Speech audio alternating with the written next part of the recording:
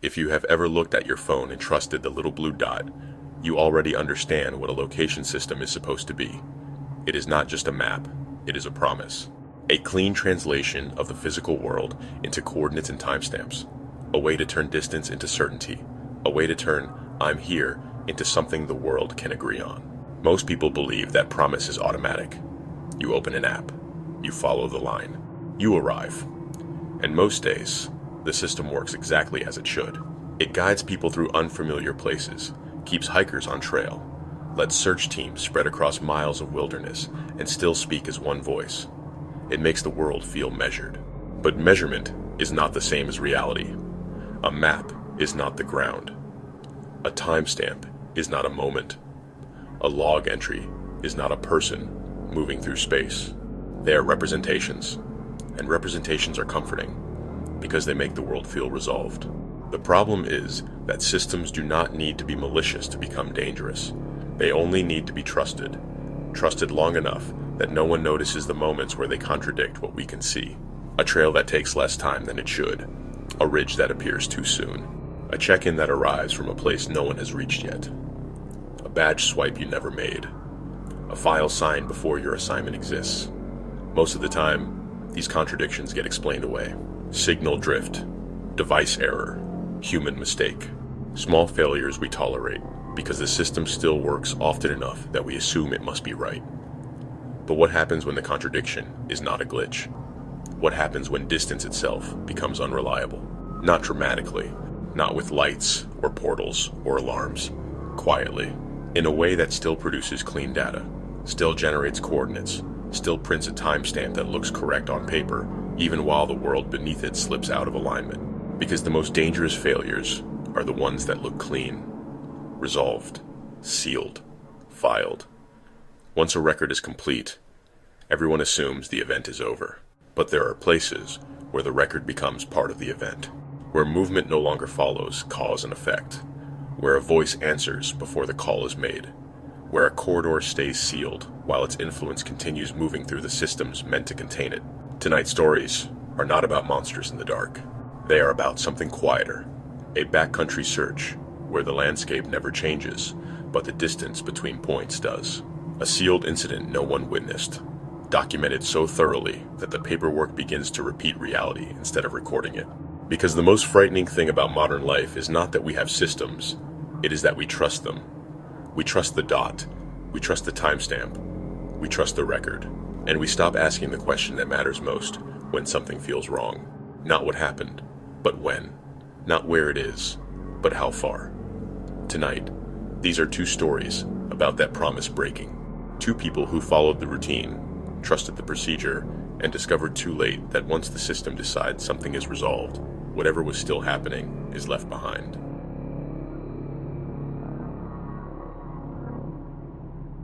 Story 1. Where the distance collapsed.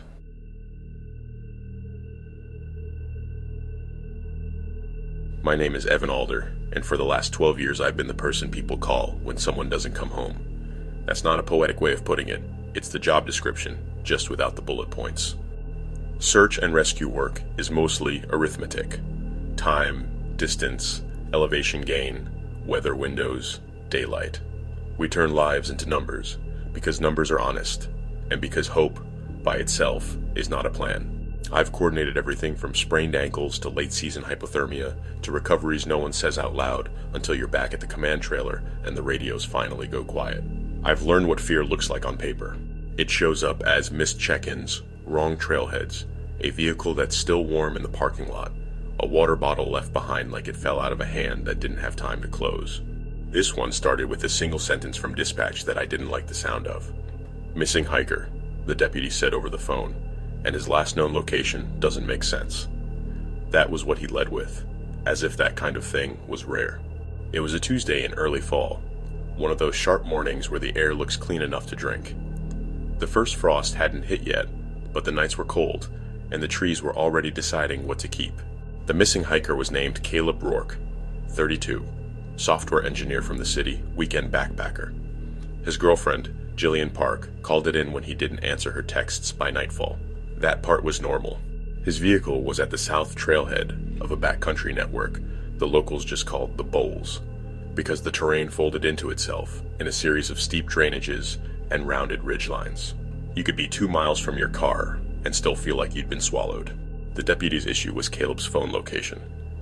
Jillian had shared it through one of those Find My apps, desperate and practical at the same time. The dot wasn't hovering over the parking lot or the first mile of trail. It was deep. Too deep for a day hike unless you were moving with purpose, and the timestamp attached to the last ping made it worse. The last location update came in at 4:18 p.m., and it put Caleb nearly 8 miles in, past the second bowl, and close to a ridge that took most people half a day to reach, even with a light pack. Jillian insisted he'd planned a short loop. 4 miles, maybe 5, back before dark. She'd said it through tears, but she'd said it with certainty. 8 miles in by 4:18, and then nothing. No movement, no further pings. It looked like he'd stopped. In our world, stopping is what kills you. By the time I drove up to the trailhead, my incident kit was already sitting on the passenger seat like a weight. Maps, flagging tape, extra batteries, laminated grid overlays, spare radio mic. I parked beside the deputy's SUV and found Jillian on the tailgate, clutching a phone so hard her knuckles had bleached. She looked up when I approached. Her eyes were raw, like she'd been swimming in something abrasive.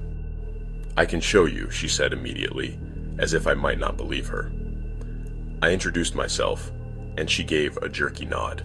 Jillian was in her late 20s, hair pulled into a messy knot, wearing running shoes that had never seen dirt.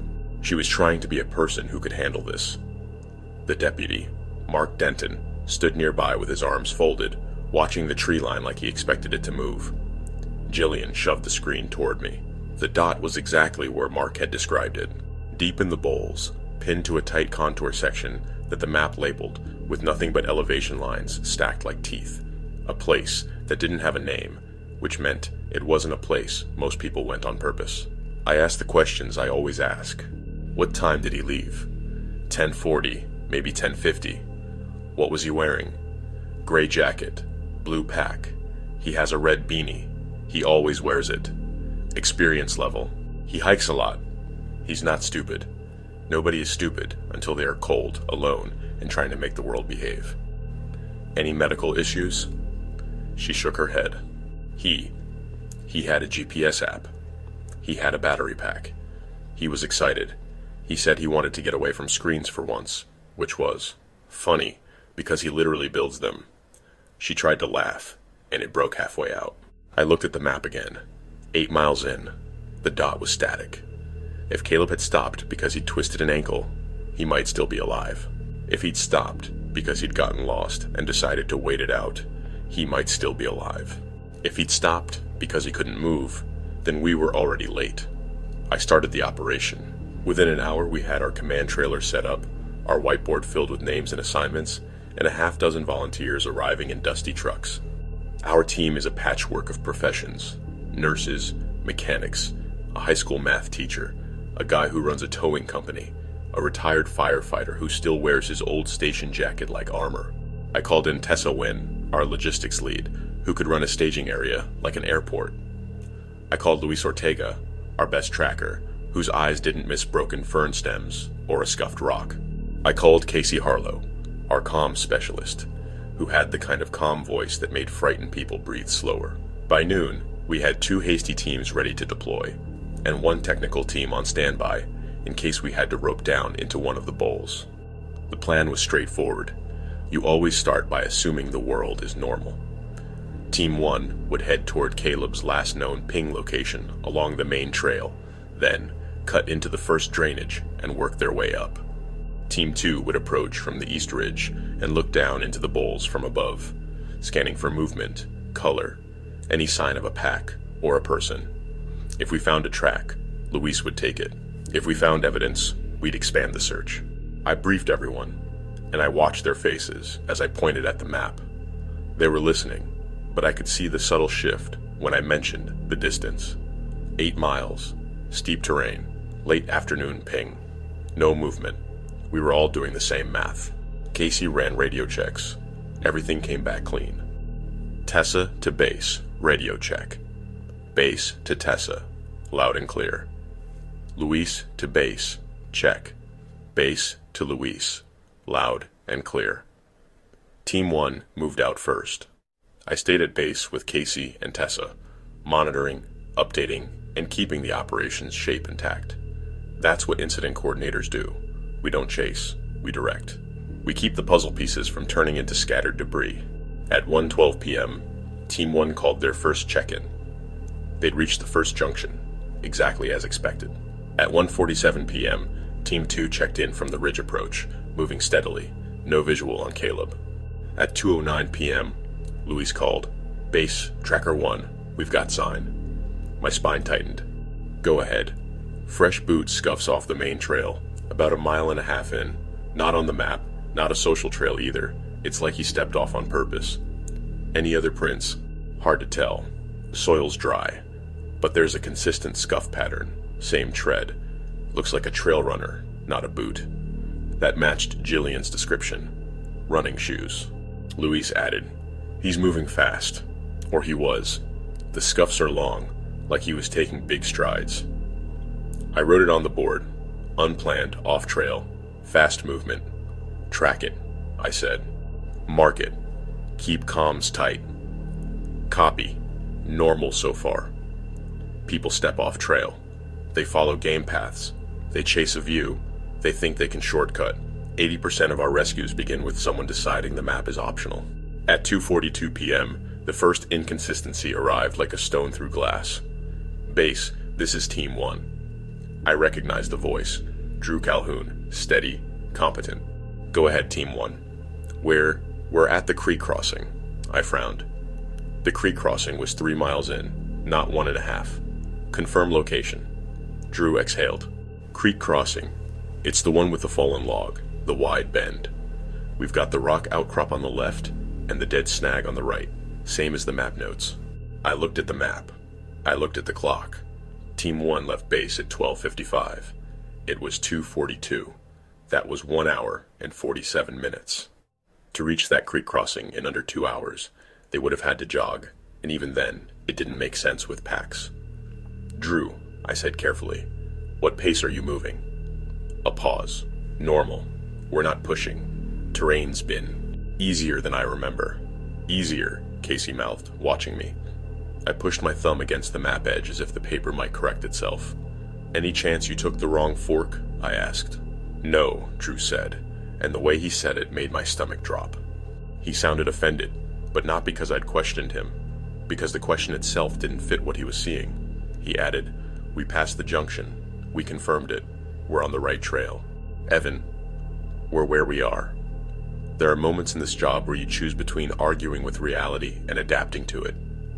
I didn't know which one this was. "Copy," I said. "Hold for a minute. I'm going to cross-check." I muted my mic and looked at Casey. "Check their last GPS breadcrumb," I said. "The team unit, not their phones." Casey pulled up the tracking dashboard. Each team carried a shared GPS unit that dropped points at intervals. It wasn't fancy, but it was reliable. Her eyes narrowed. "That's weird." "What?" "They're showing at the creek crossing," she said, "but their breadcrumb trail isn't continuous. There's a gap." "How big?" Casey zoomed. 2 miles. One point is near the junction, then the next point is just past the creek. I stared. A gap like that meant the unit had lost signal, or been turned off. But the forest wasn't dense enough for a complete blackout, and Drew wasn't sloppy. "Ask if they powered down," I said. Casey keyed up. "Team 1, base, confirm GPS unit status. Any power loss, battery swap, or shutdown." Drew replied immediately. "Negative. Unit's been on the whole time." Casey looked at me. In the trailer, the radio hiss filled the silence between our breaths. I told myself it was a glitch. Satellite drift. Device error. The kind of thing that happens and gets blamed on trees and terrain. Then Luis called again. "Base, Tracker 1. Go ahead." "You're not going to like this," Luis said, and his voice had lost its normal calm. I sat forward. "Say it." I was tracking the scuffs. They led me down into the first drainage. Then they just stop. Stop like on rock? No. Stop like someone picked him up and set him down somewhere else. The scuff pattern ends at a flat patch of dirt. No pivot, no stumble, no turnaround, just ends. The image formed in my mind, a line drawn, then cut clean. Luis continued. I found a water bottle, clear plastic, still cold, like it hasn't been sitting in the sun long. My pulse thudded once, hard. Is it his? I asked. There's a sticker on it, Luis said. A tech company logo. A rocket. Jillian had mentioned he worked in software. People put their identity on their gear now, like we're all branded. Bag it, I said. Mark location.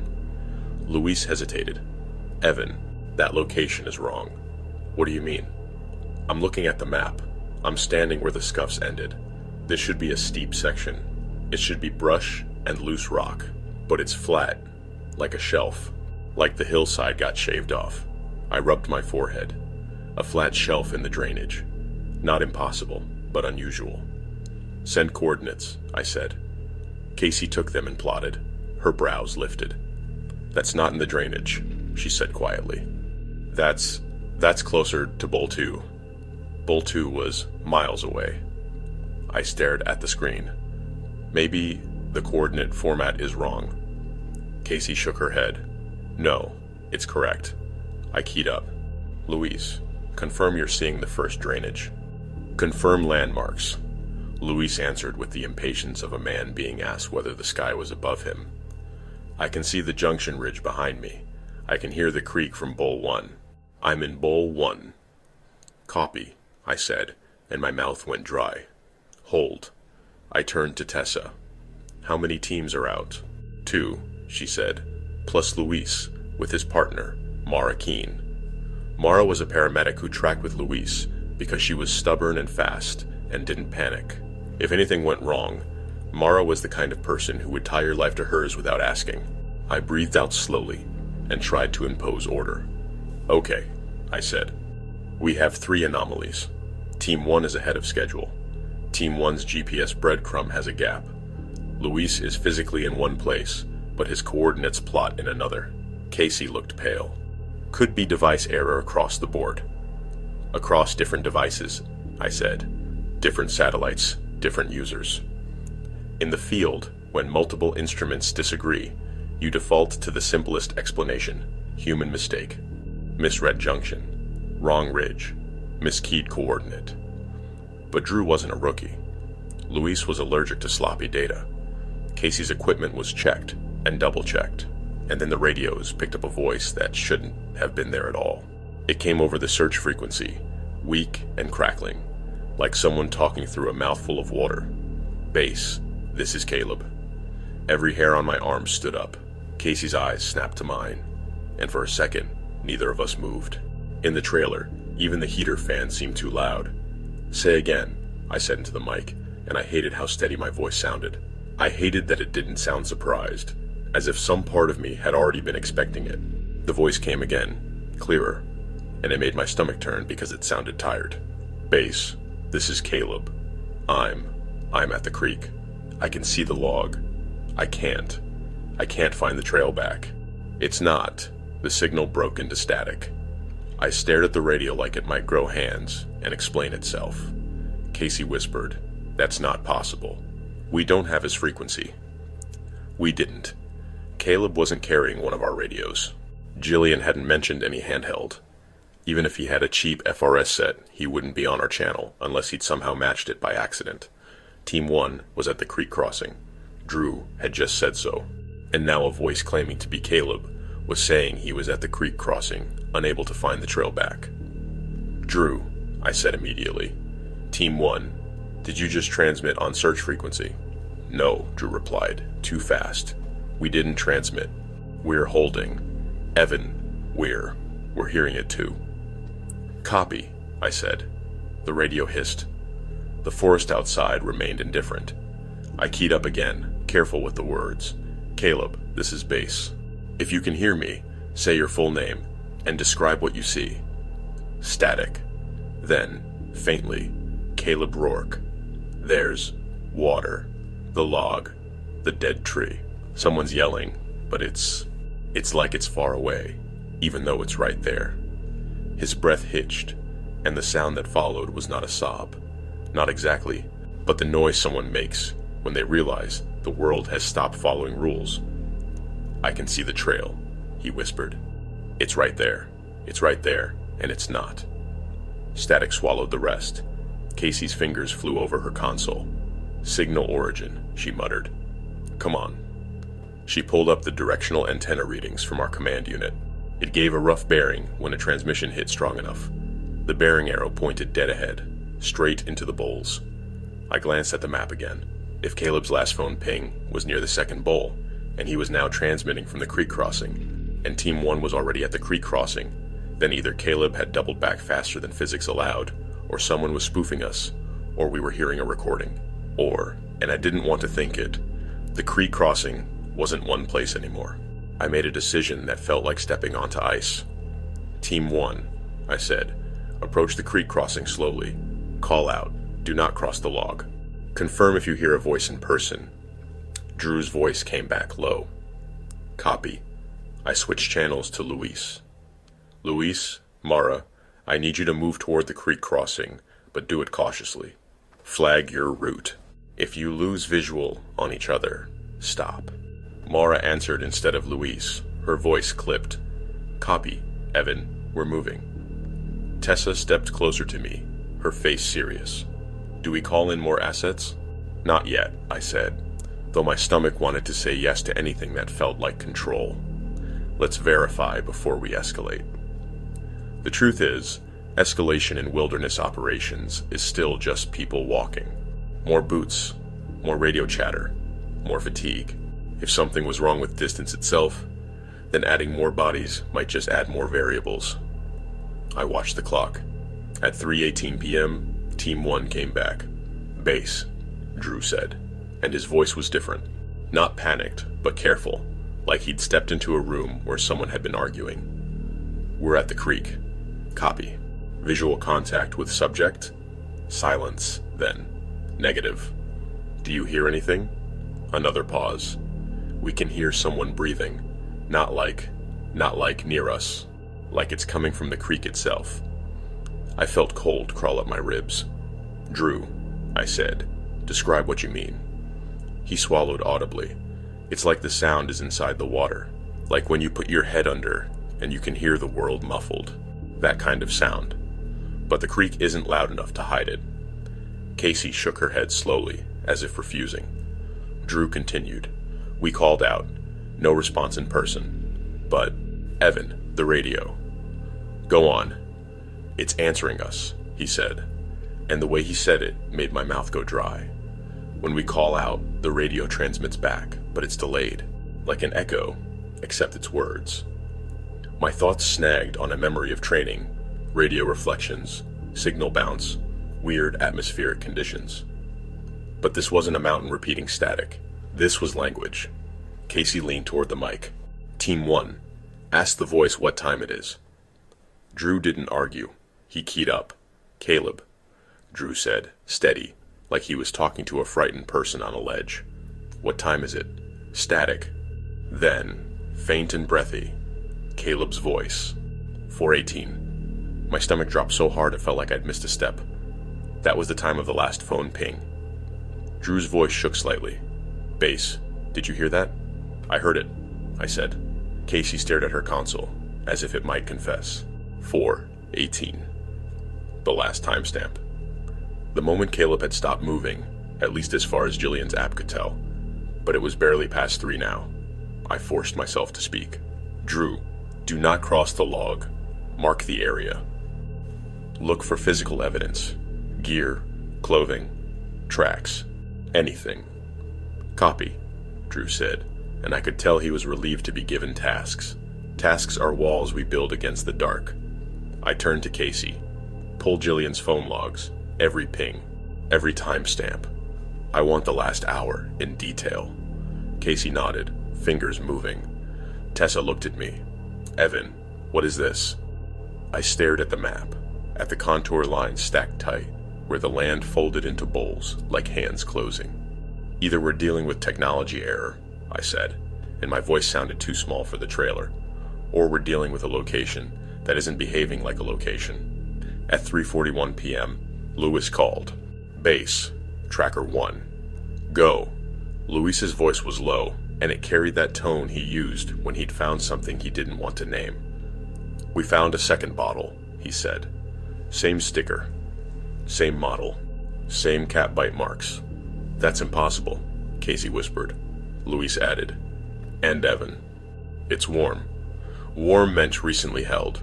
Warm meant skin contact. Location? I asked. Luis hesitated. That's the problem. It's on the ridge above Bowl 2. That's miles from you, I said. I know, Luis replied, and he sounded angry now. Angry the way a person sounds when their senses are being insulted. We haven't climbed. We've been moving downhill toward the creek. We should not be on any ridge, Mara cut in, her voice tight. Evan, the trees changed. What do you mean, I asked. They're wrong, Mara said. Same forest, but different. The moss is on the wrong side.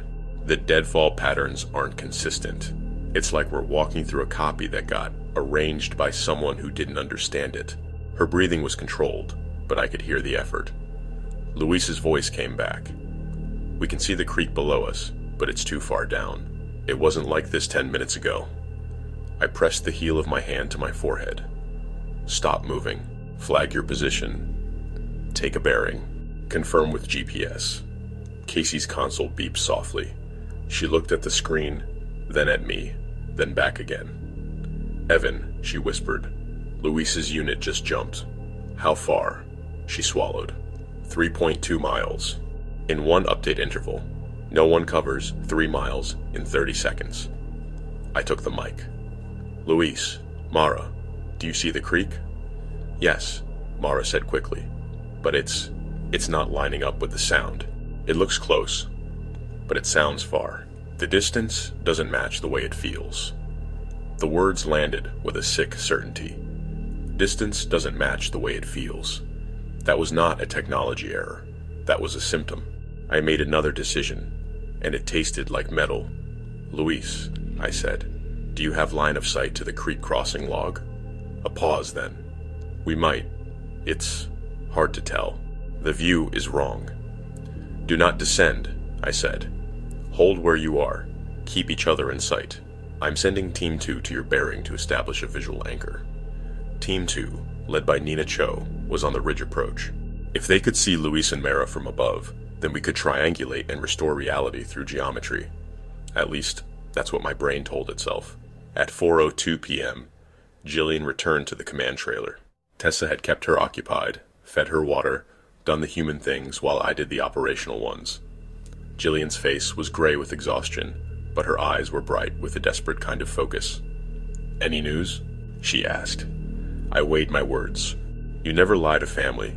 You also don't hand them raw fear. We're getting signals, I said carefully.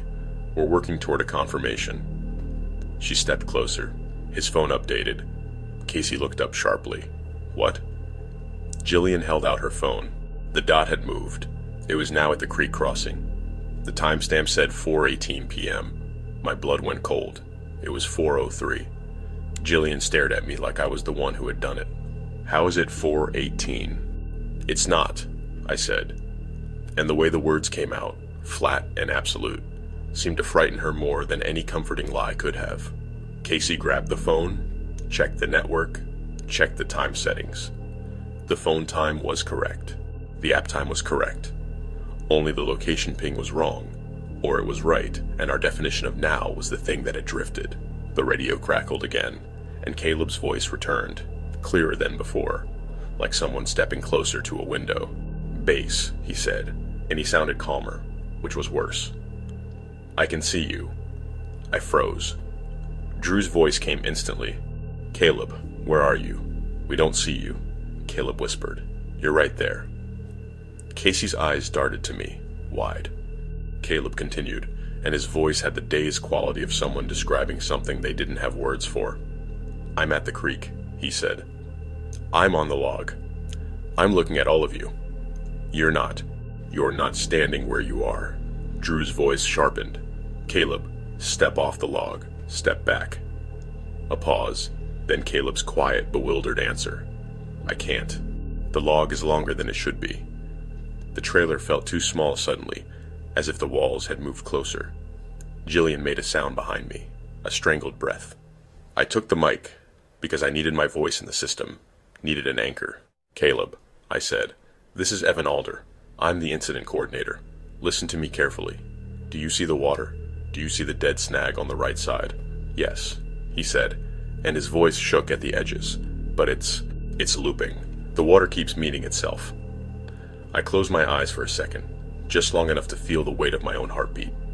When I opened them, Casey was watching me like she was waiting for permission to be afraid. "Caleb," I said, "I need you to tell me something only you and Jillian would know." Jillian leaned forward, trembling. Caleb's voice came softly. "We went to that ramen place, the one with the paper lanterns. She made me try the soft egg, even though I said it looked weird." Jillian's hand flew to her mouth. Tears spilled instantly, silent and unstoppable. It was him, and he was talking to us from a place where the creek met itself, and time was a circle you could step onto. My mind tried to salvage a plan. "Drew," I said, "Team 1, extend a line, throw a rope to the log, but do not cross. Keep tension light. We're not pulling. We're giving him an anchor." Drew answered. "Copy." I switched to Team 2. "Nina, I need you to establish visual on Luis and Mara. Confirm if you can see their exact position. Give me bearings." "Copy," Nina replied. Everything moved at once after that, like we'd kicked a hive. Team 1 secured a rope to a tree, tossed the coil. Drew narrated, voice tight but professional. The rope landed near the log. "Caleb," Drew called, "reach for the rope. Tie it around your waist if you can." Caleb's breathing came through the radio like a tide. It's closer on your side than mine." "Reach anyway," Drew said. There was a sound then, a faint scraping, as if fabric had dragged across wood. "I have it," Caleb whispered, and Jillian sobbed aloud behind me, raw and involuntary. Drew's relief came through in a single exhale. "Good. Hold it. Don't move." Caleb's voice was suddenly very small. "Drew," he said, "how do you know my name?" Drew snapped, and then immediately sounded regretful. Caleb didn't answer the question. "Drew," he said again, "you're standing behind yourself." Drew went silent. Then, in the background of Drew's transmission, I heard something else, faint but unmistakable. Another voice. Drew's voice, delayed, like an echo that had learned how to speak. "Team 1 to base," the delayed voice said.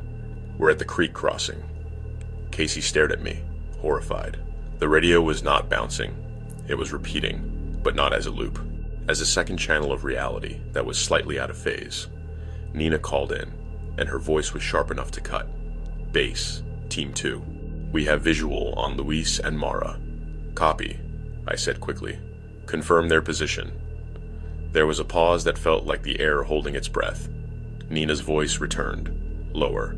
"Evan, we have visual on Luis and Mara, but what?"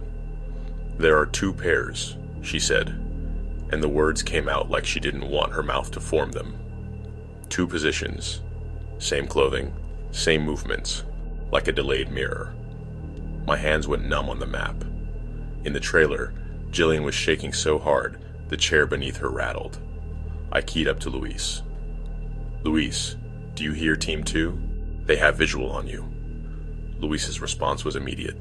"We can see them too," he said, and his voice sounded strained, as if he'd been holding something heavy for too long. "But, Evan, there's another Team 2.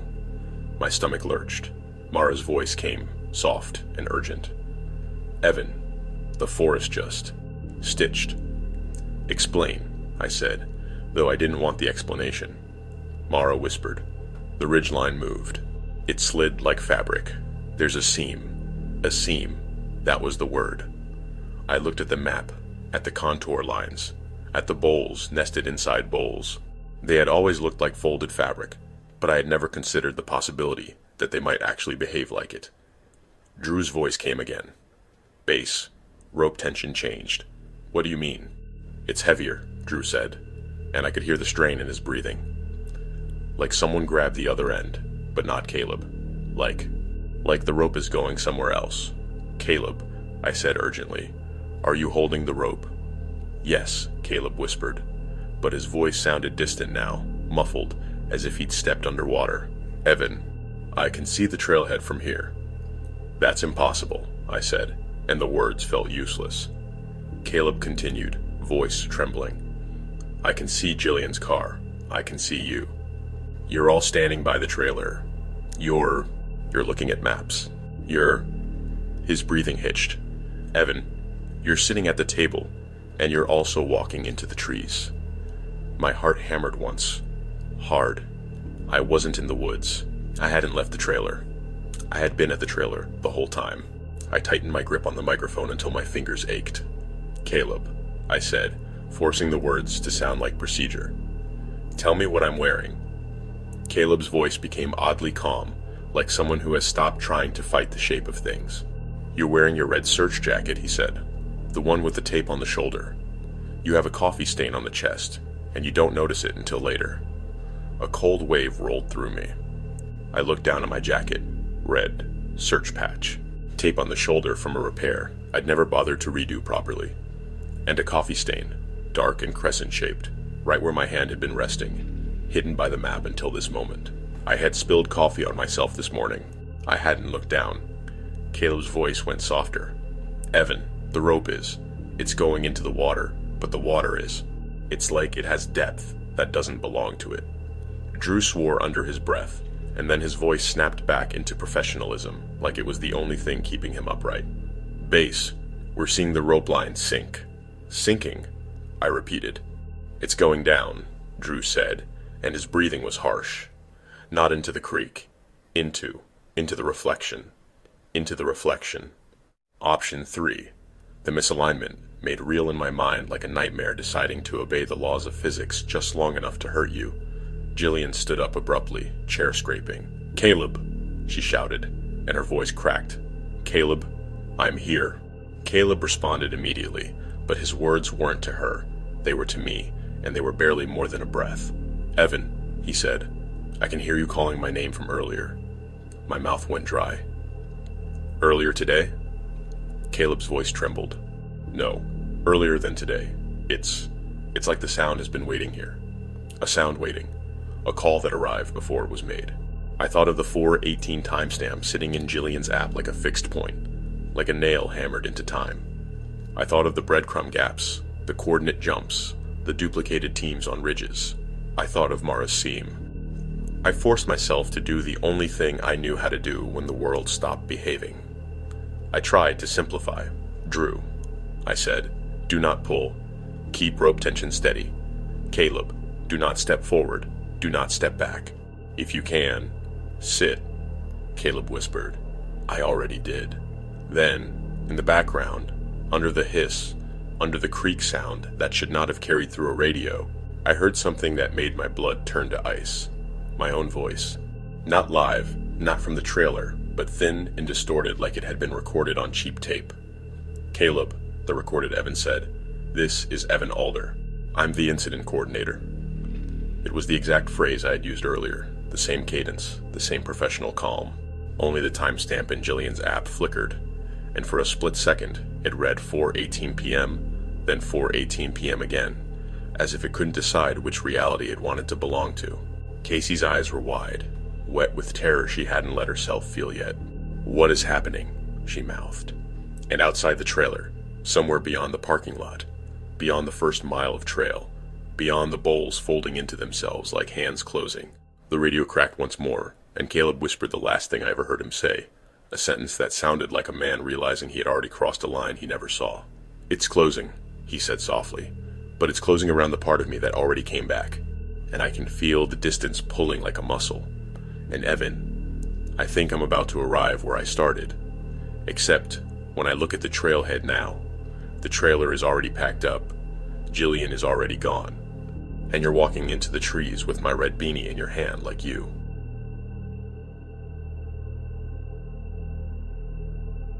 Story 2. The report was filed before we noticed.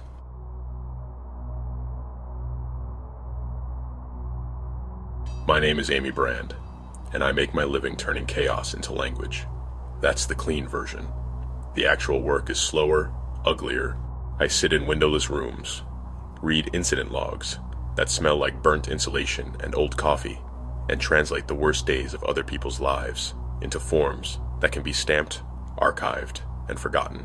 I work for a compliance office that most employees only learn exists when something has gone wrong enough to require a new policy. I used to be proud of that. I told myself it mattered that somebody recorded the truth, that somebody kept the story straight. After what happened at the sealed site, I stopped trusting the idea of straight. The file landed on my desk on a Monday morning, slid into the intake tray without a knock, without an email, without the usual chain of custody signature sheet taped to the front. That was the first mark against it, and it should have been enough to make me send it back. But when you work in compliance long enough, you learn there are two kinds of irregularities. The ones caused by careless people, and the ones caused by careful people trying not to leave fingerprints. This felt like the second kind. The folder was thick, heavier than it had any right to be. Matte black cover, no agency seal, no header. Just a printed label in plain font. Incident, spatial misregistration, status, sealed, distribution, limited, audit required, yes. And beneath that, a line that made my throat tighten. Assigned reviewer, Amy Brand. My own name, spelled correctly, with the employee ID number I'd only memorized because payroll had once screwed it up, and I'd had to argue with HR for 3 weeks to get my overtime. I stared at it long enough that the letters began to look like they belonged to someone else. My supervisor, Graham Tolliver, didn't call. No message. No heads up. That was the second mark against it. I stood, carried the folder down the hall, and pushed open the glass door to Graham's office. He looked up from his monitor like I'd interrupted him mid-breath. Graham was a man who wore his authority like a neutral-colored sweater. It never drew attention, but it made you feel cold if you were too close. "What's this?" I asked, setting the folder on his desk. His eyes flicked to the label. Something passed over his face, quick and controlled. Not surprise, exactly. "Recognition. You got that," he said. It wasn't a question. "Yeah," I replied. Without intake paperwork. Graham leaned back slightly, as if putting physical distance between himself and the folder mattered. He didn't touch it. "It's priority," he said. "Do the audit and write your findings. Keep it contained." "Contained how?" I asked. "Don't discuss it outside of necessary contacts," he said. "No personal devices, no printing, no copying." The restrictions didn't bother me. The absence of normal procedure did. "Who submitted it?" I asked. Graham's gaze dropped for a fraction of a second, then returned to my face. "Sealed channel," he said. "It came from above us." That phrase always meant the same thing. You are not going to like the answer, and you are not going to be allowed to ask again. I picked up the folder and left his office with a weight in my arms that felt disproportionate to paper. In the records room, I claimed my usual desk, plugged in my secure drive, and logged into the sealed archive environment. The system asked for my credentials twice, then prompted for an additional authorization token I didn't recognize. A new layer. It accepted my fingerprint, then my passphrase, then asked a question I hadn't seen in years. "What was the name of your first supervisor?" I hesitated. It was an old HR security question, one I'd set up back when I'd started at the agency, before the agency's name had been quietly restructured into something else. My first supervisor had been a woman named Darla Klein, who'd retired early and moved to Arizona. I typed it in. The system granted access. A progress bar loaded slowly, as if the file were traveling a long distance to reach me. Then the document list appeared, and my skin prickled. There were dozens of entries: audio transcripts, incident narratives, security logs, maintenance tickets, email chains, even a few PDF scans of handwritten notes. The kind you only see when someone had to write something down fast. The incident date listed at the top was 3 weeks ago, but some of the documents were dated 6 months ago. That wasn't uncommon in large investigations. Background material, prior concerns, old maintenance reports. What was uncommon was that many of those older documents referenced things that, according to the file's official timeline, had not happened yet. I clicked the first entry. Summary report. Initial closure authorization. The report was written in a bland, formal voice, the kind that made catastrophe feel like a scheduling conflict. It described a decommissioned transit corridor beneath an industrial district, a concrete artery that once carried freight carts between facilities, then sat sealed for decades, then was reopened briefly for an infrastructure assessment, then sealed again. The report included a location descriptor instead of an address. Site, sublevel corridor 12, restricted access zone. No city name, no district, no landmarks, just a designation. I scrolled. It described an anomalous spatial misregistration event that occurred during a scheduled inspection window. It noted that no direct observation of the onset was recorded, and that the event was identified through secondary indicators. Secondary indicators. That was compliance speak for, we noticed the consequences first. I read the indicators. Timestamps not matching physical sequence of events. Access logs duplicating entries. Personnel appearing in multiple locations. Cameras recording motion without corresponding entry data. Audio feed capturing responses to prompts not yet issued. I paused. That last one made my mouth dry. Responses to prompts not yet issued. I moved on, forcing myself to treat it like a puzzle. The initial incident narrative listed the inspection team. Lead Inspector, Cody Carpenter. Security Liaison, Brenda Voss. Maintenance Specialist, Tony Reed. Comms Operator, Kimberly Shaw. The names meant nothing to me, which was fine. Lots of subcontractors, lots of rotating staff. The report stated that the corridor was sealed within 40 minutes of the first anomaly, and that a containment procedure was enacted that involved physical barriers, digital access freezes, and documentation lockdown. Then, near the bottom, there was a line that made my fingers go cold. Compliance reviewer notified. Amy Brand. Date, 2 days before the incident. I stared at the screen, unblinking. I checked the date again. 2 days before. There was no ambiguity. The report claimed I had been notified before anything occurred. I clicked through the attachment list for that entry, looking for the notification email, the call log, anything. There was a document labeled, Notification Memo, Pre-Incident Reviewer Assignment. I opened it. It was addressed to me. It was written in the same plain font as the label on the folder. It said, Amy Brand, you will be assigned to review incident, spatial misregistration. Do not discuss the incident prior to sealing. Your credentials will appear in the access logs before you arrive. This is expected. Maintain procedure. File as directed. At the bottom, a signature block. No name, just a line of text that read, Filed. I sat back in my chair slowly, like sudden movement might trigger something. My first instinct was that it was a prank, a bureaucratic joke, someone with access to the system playing with my name. But sealed environments weren't playgrounds, they were mausoleums. Nobody joked in a place where every keystroke was logged. I opened the access log entry. Access log, sublevel corridor 12. It was a dense list of timestamps and badge IDs. I searched for my badge ID.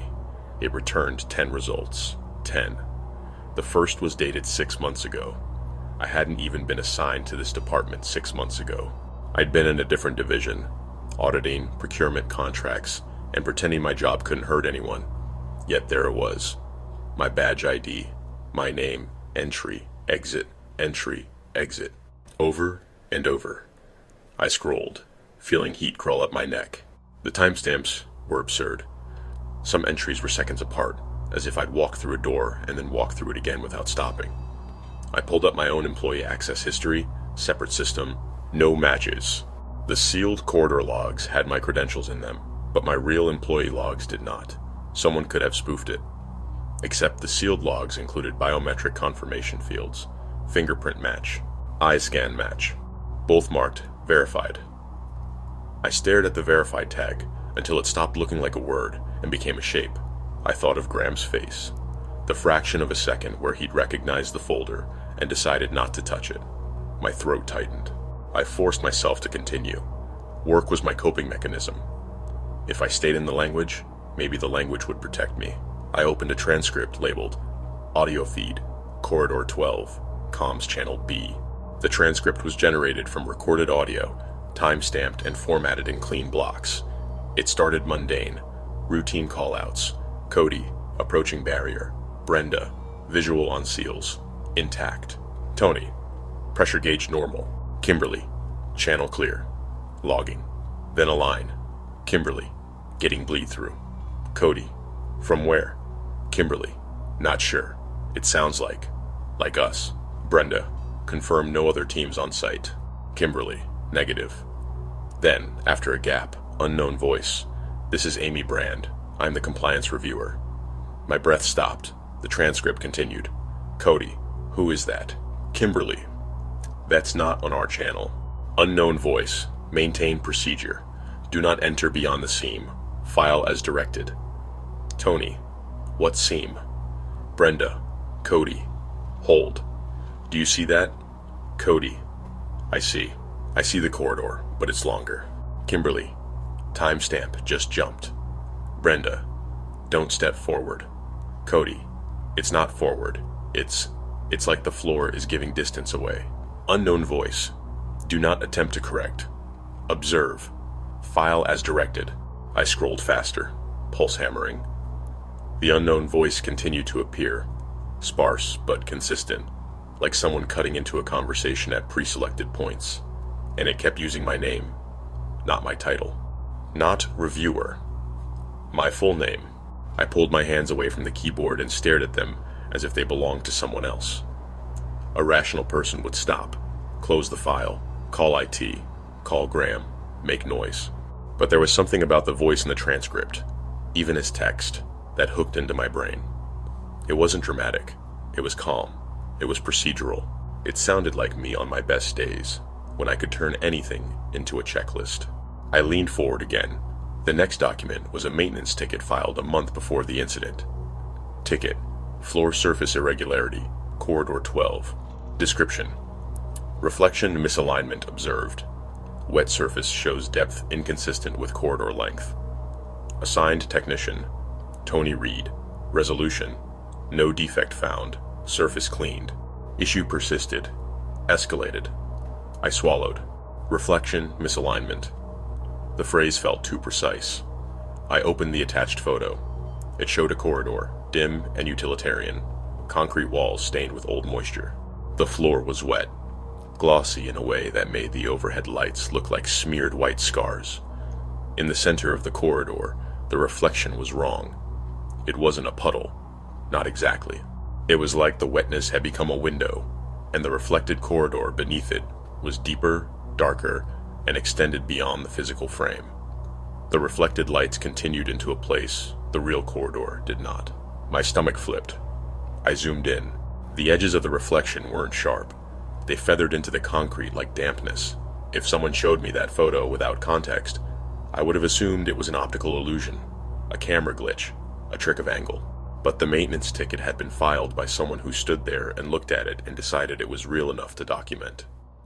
I closed the image and opened another transcript, this one labeled Post-Seal Review Meeting, Executive Summary. It was a meeting between higher-ups, the kind of transcript you get when people speak carefully because they know their words will become evidence.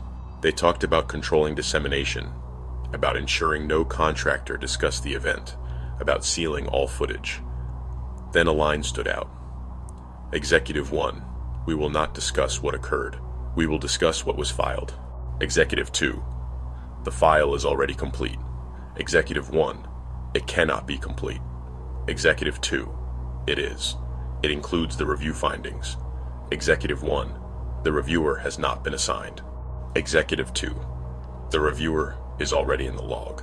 I felt a cold sweat break across my shoulders. The file was already complete. It includes the review findings. I searched for findings. A document appeared at the bottom of the list. Compliance findings. Amy Brand. Date. Tomorrow. I stared at the date until my eyes stung. Tomorrow. I clicked it. The document opened to a blank page for a second, then populated. My name at the top. My employee ID. A short paragraph in my writing style, formal and clean, with the exact phrasing I used in other audits. It read, "The incident is consistent with prior spatial misregistration events. Containment procedures were effective. The most significant risk factor remains administrative contamination. Credentials and identity markers propagate through the event and persist beyond closure. Reviewer recommends immediate credential rotation and isolation of affected personnel." Reviewer further recommends that reviewer not be informed prior to assignment. This is necessary to preserve timeline integrity. My hands trembled slightly over the keyboard. The document ended with a final sentence. You will attempt to contact your supervisor. You will not be permitted to discuss details. Continue the audit. File as directed. I sat in my chair, breathing shallow, listening to the hum of the records room. Around me, other employees typed, clicked, sipped coffee, laughed quietly at something on a screen. Normal life, 10 feet away. Meanwhile, on my monitor, my name was moving through time like a contaminant, appearing in logs before I arrived, filing findings before I wrote them.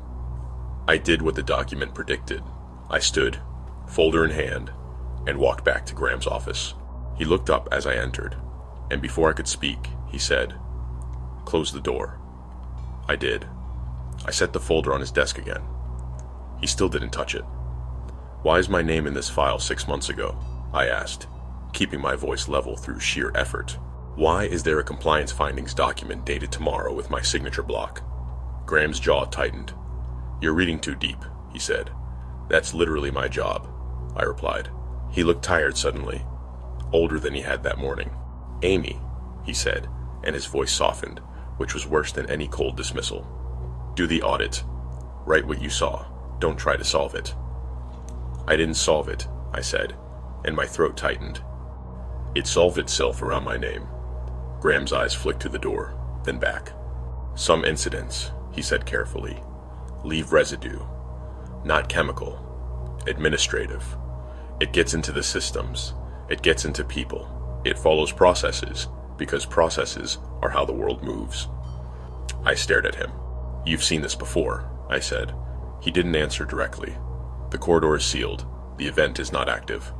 "Then why is it still writing?" I asked, and my voice broke slightly on the last word. Graham finally reached forward and touched the folder with the tips of his fingers, like it might be hot. "It's still filing," he said quietly. "That's the problem." I left his office with my skin buzzing. Back at my desk, I opened the sealed environment again and forced myself to continue. The file was arranged like a story someone had already told themselves. The deeper I went, the more it felt like I was walking along a path where my footprints were already pressed into the dirt. There were more logs, more transcripts. A security camera excerpt described people walking down the corridor, then described them walking down the corridor again, the same motion repeated with a delay, as if the video feed had been duplicated and offset. An email chain between maintenance staff discussed distance feeling elastic and floor wetness behaving like depth. One message from Tony Reed stood out. "If you stand at the seam and look down, the corridor underneath looks like it already has someone in it. It looks like a person waiting, but when you blink, it's just your own outline delayed." Another email from Brenda Voss, sent after the incident, read, "We never saw it start. We only saw our own responses show up early. It's like the corridor learned our procedure and ran it ahead of us." I kept reading until the words began to swim. At some point, I realized the file wasn't just about Corridor 12. It was about me. In the access logs, my credentials appeared as a kind of marker. My name traveled through the incident like a stamp. In the transcripts, my voice appeared as a guiding instruction. In the executive meeting, they discussed me as if I were already part of the containment. And in the findings document dated tomorrow, I wrote recommendations that included keeping myself uninformed. I thought of the memo. "Your credentials will appear in the access logs before you arrive. This is expected." I swallowed hard. Administrative contamination, credential propagation. These were compliance phrases meant to make the unbelievable tolerable. At 3:17 p.m., a system notification popped up on my secure workstation. New document added to the sealed file. My heart hitched. I refreshed the file list. A new entry appeared at the bottom. Audio transcript. Records room. Compliance desk. Timestamp. 3:18 p.m. That was 1 minute in the future. I stared at it, feeling my pulse in my throat. Then the clock on the wall ticked, and it became 3:18. I clicked the transcript. The page loaded, and I saw my own words, appearing as I spoke them, typed in clean blocks with timestamps, like the room itself was recording me. "Amy, this is not possible." There was a pause, then, "Amy, if I'm reading this, it means I said it." My mouth went dry. I hadn't said those words yet. Then, before I could stop myself, I whispered, "This is not possible." A second later, I said out loud, softly, "If I'm reading this, it means I said it." The transcript updated in real time, matching me. My skin prickled. I turned my head slowly, looking at the records room. Rows of desks, fluorescent lights, people working. No one looking at me. Normal. I looked back at the transcript. A new line appeared. "Amy, you're going to keep reading." I felt a sudden, visceral certainty that I was being herded, that the file wasn't just predicting me, it was steering me through procedural motion, like a person moving through a hallway with doors that only open one way. I tried to stand, but my knees felt weak. I reached for my phone, then stopped. Graham had said no personal devices. The file had said no personal devices. The restrictions suddenly felt less like policy and more like containment. The transcript continued. "Amy, you'll think about quitting." I did. "Amy, you won't." I knew I wouldn't. Not because I was brave, but because, whatever this was, it had already wrapped itself around my identity in the system. Quitting wouldn't erase my credentials from the logs. It wouldn't unfile the report that was dated tomorrow. It would just remove the one person who could confirm the words were wrong. My hands shook as I returned to the file list. The findings document dated tomorrow sat there like a shadow. I opened it again and scrolled. At the bottom, beneath the recommendations, there was now an additional paragraph that hadn't been there before. Reviewer note: the most effective containment is narrative containment. If an incident cannot be prevented, it can be documented into compliance. Once documented, it becomes procedural. Once procedural, it becomes repeatable. Once repeatable, it becomes predictable. This is how the corridor remains sealed while its effects persist. I stared at the words. Narrative containment. Documented into compliance. That sentence hit me harder than any mention of seams or reflections, because it reframed the entire incident as something that wasn't happening to people, but happening to systems. Something that didn't need witnesses, because it used paperwork as its eyes. It used procedure as its hands. It used my name as its badge. I minimized the sealed environment and opened a blank audit report, the one I was supposed to write. My fingers hovered over the keyboard. In the quiet hum of the records room, the fluorescent lights buzzed like distant insects. I began to type. I wrote the incident summary. I wrote the anomalies. I wrote the recommendations. As I wrote, a strange calm settled over me. Not comfort, but resignation. The feeling of stepping onto a moving walkway and letting it carry you because fighting would only make you fall. At 4:02 p.m., the system notification popped again. Document updated. Compliance findings. Amy Brand. I clicked it, trembling. The date at the top had changed. It no longer said tomorrow. It said today. The timestamp was 4:03 p.m., which was 1 minute in the future. I looked at the wall clock. 4:02. I watched it tick. 4:03. The document updated. A signature block appeared at the bottom. My name, my employee ID, and a line that made my stomach turn to ice. Filed. In that moment, I understood something in the most physical way possible. The corridor wasn't still open. It didn't need to be. It had already learned how to travel through administrative space, through identity markers and logs and timestamps. It had found a way to propagate without walls, and it had done it by using my compliance process as a route. The final line appeared in the transcript from my desk. Amy, you will close the file. I did. My cursor moved to the close button almost without my consent. The sealed environment shut down, the screen returning to the neutral desktop wallpaper like nothing had ever been open. I sat in the sudden silence, breathing shallowly, feeling as if I'd been left behind after something slid shut. Then my email pinged. A new message. No sender name, just a system address that didn't match any domain I recognized. Subject line, incident complete. Body, thank you for maintaining procedure. Your credentials have been rotated. Do not attempt to access Corridor 12 files again. Future assignments may reference this incident. This is expected. At the bottom, a single word. Filed. I stared at it until the letters blurred. Then, very slowly, I opened my employee profile. My credentials had been updated. New badge ID, new token. But beneath the new ID, in faint gray text, the system listed prior IDs. And there, under history, was a line I had never seen before. Credential history. Affected. I closed the profile window and sat still. Around me, people continued working. Someone laughed softly. Someone's chair squeaked. Modern life. Indifferent and close. I looked down at my hands and noticed a faint smear of ink on my index finger. Black ink. Like from a stamp pad. I hadn't used a stamp pad in years. I rubbed at it, but it didn't come off. And in the deep part of my mind, where you store the things you don't want to name, I felt a quiet understanding settle like dust. The report had been filed before I noticed. Because the report was how it happened. Because the moment something becomes documentation, it becomes repeatable. Because if reality can distort in space, it can distort in procedure. And because somewhere, in a sealed corridor beneath a city that wasn't on any map, there was still a wet floor reflecting a depth that didn't belong to it, and the reflection was waiting for the next credential to step close enough to be recognized.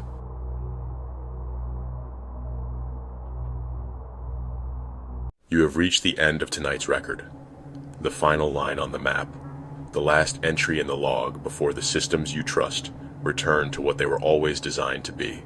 Quiet, routine, accurate enough, and running in the background of your life without you ever having to think about what they are built on. If any part of each story stayed with you, if you felt something tighten when the distance stopped behaving like distance, when a voice answered from a time that had not arrived yet, when a corridor remained sealed while the paperwork continued moving, do not let the conclusion stop here, because the most unsettling distortions are not the dramatic ones, they are the distortions that still look correct. A location ping that lands on a creek crossing, a breadcrumb trail that skips the miles in between, a check-in that arrives from a place no one has reached yet, a badge entry you never made, a camera feed that shows you walking down a hallway you have never seen, a findings document dated tomorrow, signed in your name, filed as if the future is just another field the system can populate. And once the data looks clean, the world accepts it. People keep driving. Hikers keep trusting the line on their screen. Supervisors keep clearing the queue. Servers keep syncing. Reports keep closing. Because the record says it is over. But reality does not always end when a record ends. Sometimes it only changes format. Sometimes it moves out of the terrain and into the tools you use to measure it. Sometimes it leaves the corridor and enters the workflow. Sometimes it stops haunting a place and starts haunting the way a system remembers. That is what makes it dangerous. Not that it breaks everything. That it breaks only what you cannot see.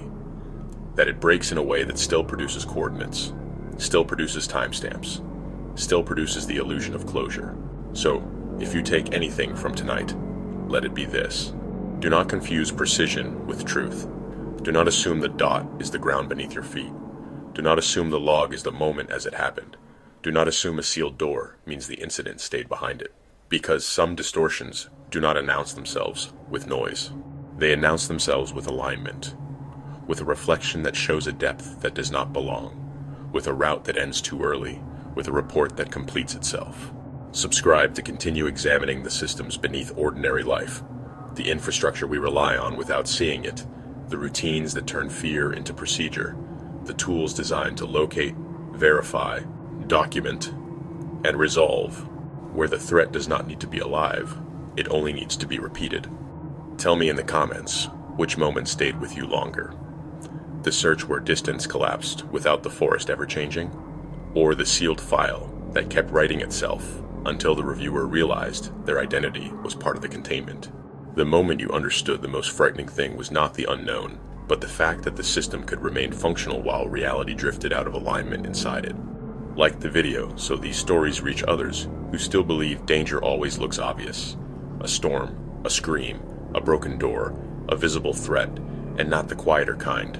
The kind that happens when the map stays confident, when the record stays clean, when the closure arrives on time, and still does not belong. And if you have your own experience, a route that took you somewhere it should not have, a timestamp you can't reconcile with memory, a file that seemed to know you before you arrived, a moment you still can't explain because the system said it was resolved, you are always welcome to share it.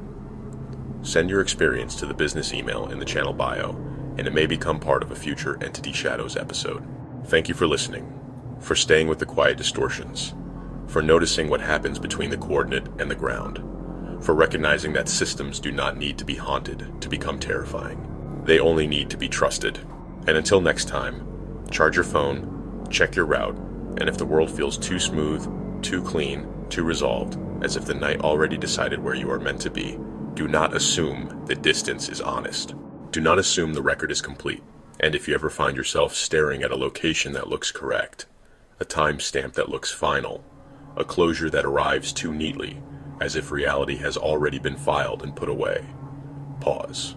Look up. Listen for the part of the world that does not match the data. Because sometimes, the most frightening thing isn't that you get lost. It's that you arrive exactly where the system says you are, and still can't find your way back. And remember, the dark awaits.